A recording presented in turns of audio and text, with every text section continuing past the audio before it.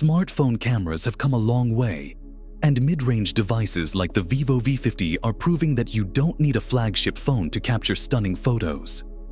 As a photographer, I wanted to see just how well this camera performs in real-world conditions.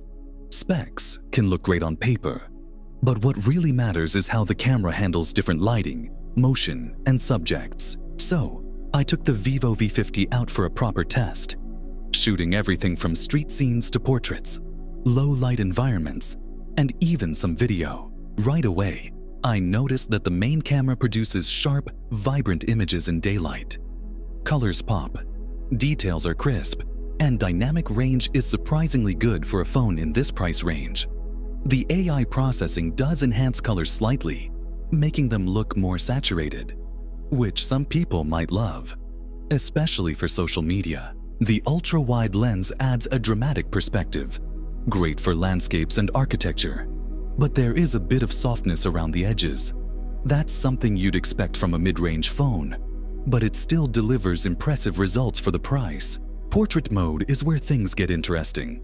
The background blur, or bokeh, looks quite natural, though edge detection can sometimes be hit or miss, especially around hair. One thing I noticed is that Vivo's default processing smooths skin tones a bit too much. But thankfully, you can adjust or turn off these beauty filters.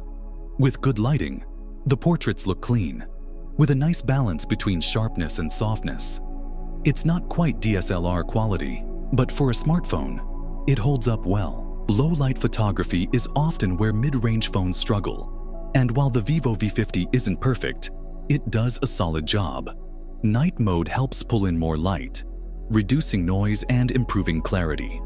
If you have some ambient lighting, like street lights or neon signs, the camera does a great job maintaining detail without overexposing highlights. In very dark conditions, the images can get a bit soft, but overall, it performs better than expected for a phone in this category. Video performance is decent, with the ability to shoot in 4K. In bright conditions, the footage looks sharp and stable, thanks to electronic image stabilization. However, in low light, there's some noticeable grain, and the stabilization isn't as smooth. The autofocus is quick and reliable, making it a solid option for casual video creators or vloggers who want a budget-friendly phone with good video capabilities. After testing the Vivo V50, I have to say I'm impressed. It's not trying to compete with high-end flagship cameras, but for its price, it delivers an excellent photography experience.